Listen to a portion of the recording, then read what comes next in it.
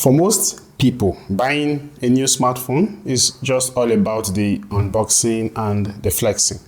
You know, the feel, the pride of having the latest and the greatest.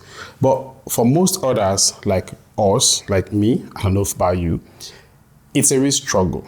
Like personally, I have to save for months, sell some stuff, or even make some really hard financial decisions just to lay my hands on this phone, the S25 Ultra. So trust me, I'm not here to sugarcoat anything. After a few days of using this phone, I have some really good and not so good thoughts to share about it. So let's talk about it. Now, coming from my S22 Ultra, nothing about the display or even after unboxing, I would say, really threw me off when with respect to the S25 Ultra. But as I moved my stuff over and started really exploring the phone, I noticed the excitement starting to build up gradually. For example, the speakers. Now, compared to my S22 Ultra, they sound so much better. Whether I'm listening to music or taking calls, the audio was way clearer, more balanced, and honestly, I really don't remember feeling this type of way when I first unboxed and used the iPhone 16 Pro Max, which I barely used for like 3 weeks, after which I had to return it. That is definitely a story I'm going to tell you guys someday. Now, another aspect that made an instant impact on me was the new design of this phone that Samsung adopted. The flat frames, the curved edges that replaced the slightly curved frame and the sharp edges in the Samsung Galaxy S22 Ultra. Now, you may not be a huge fan of this redesign compared to how bossy and elegant the S24 Ultra looked, but what I can assure you is that it offers a better handling experience than those previous models. It also weighs slightly less than my S22 Ultra, making it even more comfortable to hold for longer periods of time.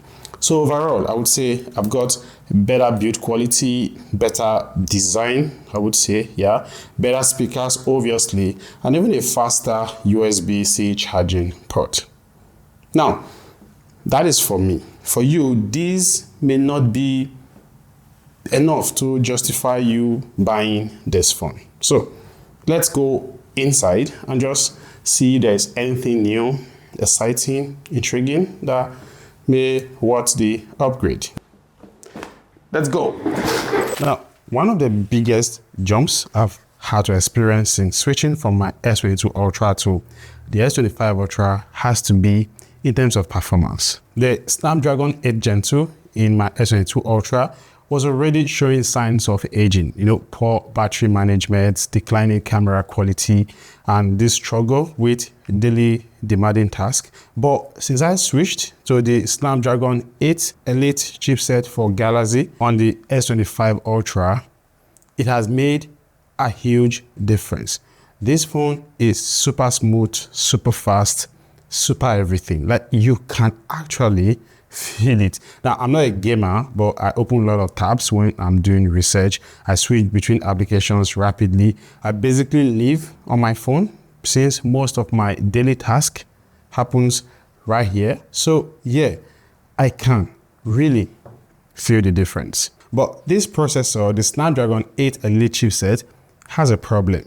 It heats up easily. Like, I first noticed that when I reviewed the Realme GT7 Pro some time ago. So what Samsung did right here was to increase the size of the vapor cooling chamber inside this phone to be able to tackle that issue. And I can tell you, it really helps. And that also helps a lot when it comes to improving battery life.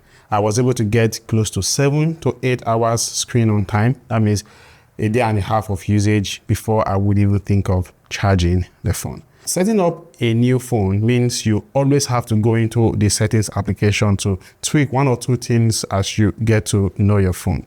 And even for somebody who is tech savvy, like me, at least to an extent, some of these settings still take a bit of time to find. But with the Galaxy AI and human language search in particular, this is so much easier right now on this smartphone.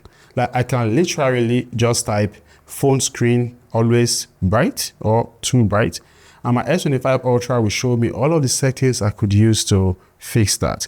But if I do the same with my S22 Ultra, you can see that it just focuses on the word screen, thereby ignoring the main problem, which is too bright.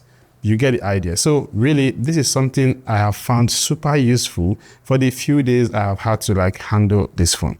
Another AI feature that instantly improved my organization and productivity is the AI cross-platform support for, or what you usually call AI agents. For example, now I can actually tell my phone, just search for Real Madrid next 5 games and then add them to my calendar and then set a reminder 1 hour before each of those games.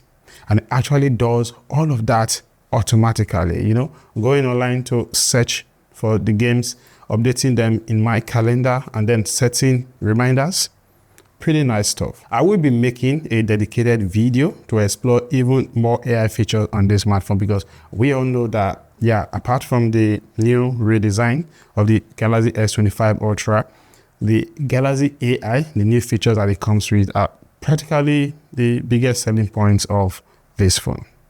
So if you don't want to miss out on that video when I eventually upload it, I mean, the AI features on this smartphone, you really should hit on the subscribe button right now and also like this video while you are at it. Let's talk about this display of the S25 Ultra, which I would say isn't so different from what we have with my S22 Ultra.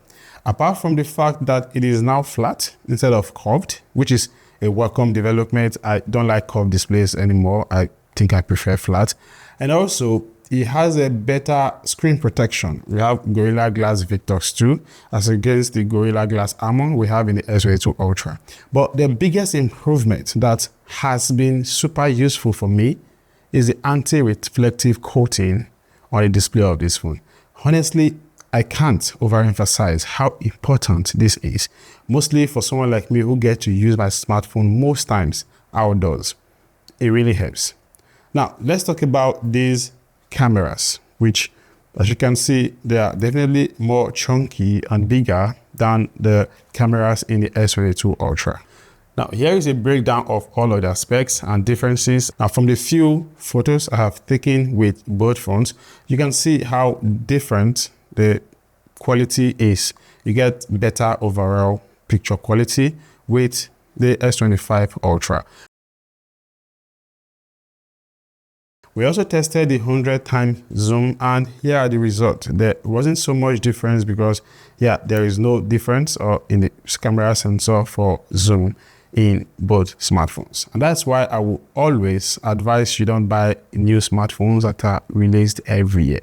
The differences are so minimal, sometimes you barely notice them. So it's always best to wait for like 2 or 3 generations after, then you get something tangible. And even at that, you may not still have so much difference to talk about. But just like the AI features in these smartphones, the camera also has a lot to explore. I plan to make a dedicated video camera on this phone, test everything, the telephoto lens, the log footage and everything, even up to the gallery app, check all the AI enhancements that can be done after you have taken a picture and everything. So once again, subscribe to the channel if you do not want to miss out in my in-depth camera review of this smartphone. So I would say in just a few days, the S25 Ultra has brought some really great changes and exciting ones at that. And honestly, I really can't wait to explore more of it and actually share it with you guys. So that is it from me. I'm fully now using my S25 Ultra, and I think, yeah, with this phone, I'm good for say the next 3 to 4 years. So I'll catch you guys on my next one. Peace out.